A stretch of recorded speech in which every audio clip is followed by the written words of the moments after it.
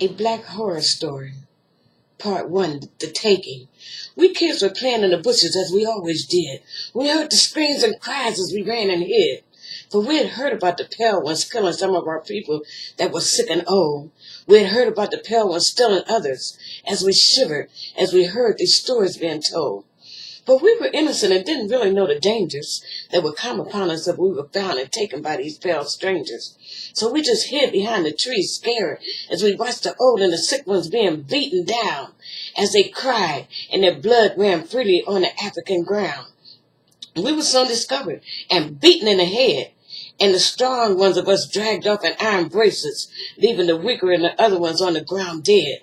We younger ones cried, you are, as we saw them being dragged, screaming through the grass and the bloody sand. We were dragged to a big boat as they whipped us, shouting at us in a language we didn't understand. Part 2, The Trip.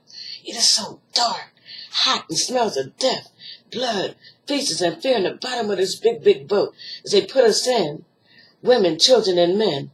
We haven't eaten for a long time. We lay on top of each other, stacks like grapes on our homeland vine. I'm so thirsty. I drink my salty tears as they run down my face. Another tries to lick my tears also. I have to relieve myself.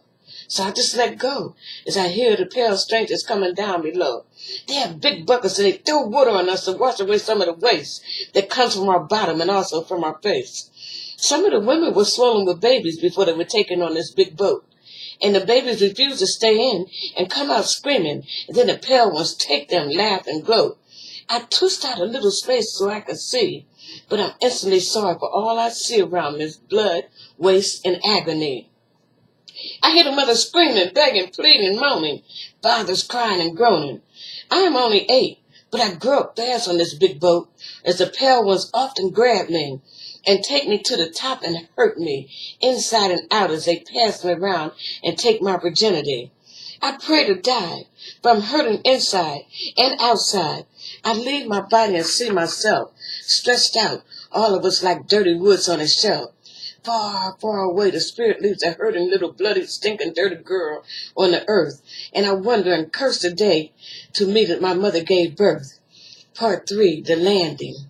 Swish! My body rejoins my broken spirit. And I feel rough hands violating my peace. My God, won't this ever cease? Hands all over my body, searching my head. My God, why don't you let me stay dead?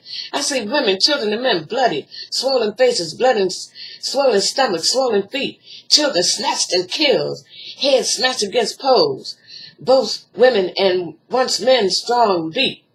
Why wasn't I allowed to die? I sit a big boat sitting in the water, deep, water so calm. I quietly slow down my pace, not wanting to cause any alarm. I run faster, screaming behind me, catch the nigger, she's running. I hear footsteps behind me as I jump and swim to the sea. My spirit leaves my body again, leaving behind the pain. Please remember me. My name is Asher. I was 10 years old when I died bloody, but died with glory. Please remember me in history when America writes the Black Horror Story.